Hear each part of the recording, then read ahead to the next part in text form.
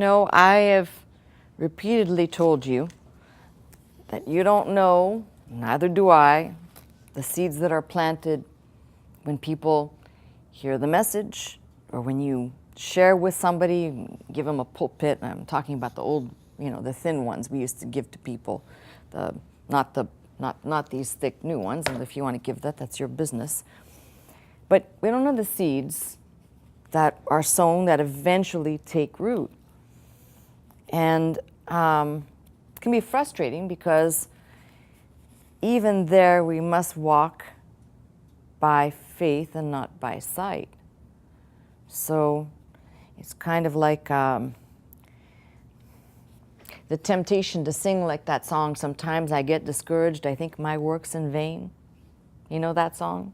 I'm tempted oft to murmur, to mumble and complain. All right. And then you get a reality check and you remember that you're a laborer for Him. And as long as you keep your hand to the plow, there will be fruit in due time. You or I may not see it. And when we do get to see it, it should be something that we just rejoice. Now, what prompted this? I sat down. There was a message. This is a new King's House and a new King's Tither from Jackson, Tennessee. But this caller says, I listened to Dr. Scott for about 20 years and then lost connection. About a year ago, I found Pastor Scott and I have been loving the teaching. And they asked for King's House and King's Tither number. Now, I don't know if this individual listened for about 20 years and didn't participate or had numbers and lost them, but whatever it is, seeds were planted back there, enough to stir and to take root. And even after 20 years, better late than never. But this is the type of thing I'm saying. I watch Dr. Scott at times, many times, get discouraged because people were not faithful, they couldn't keep commitments, they fell away.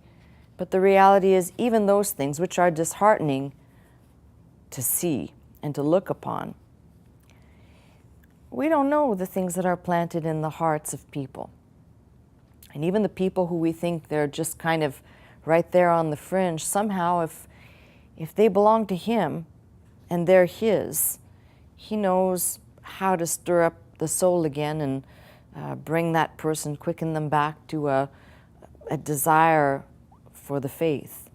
So it's kind of a little bit of a encouragement for me. But it's kind of funny, as you get older and as you keep maturing in the Lord, you realize, I may not see fruit. I may not see the things that, you keep going, you keep doing it, and keep putting the word out there. The fruit, though, is not for me or for you. It's for Him. So my thinking is that He would like to enjoy His fruit. That means He is not planting and sowing and watering and all that for the sake of bringing up just a bunch of thorns or a bunch of weeds.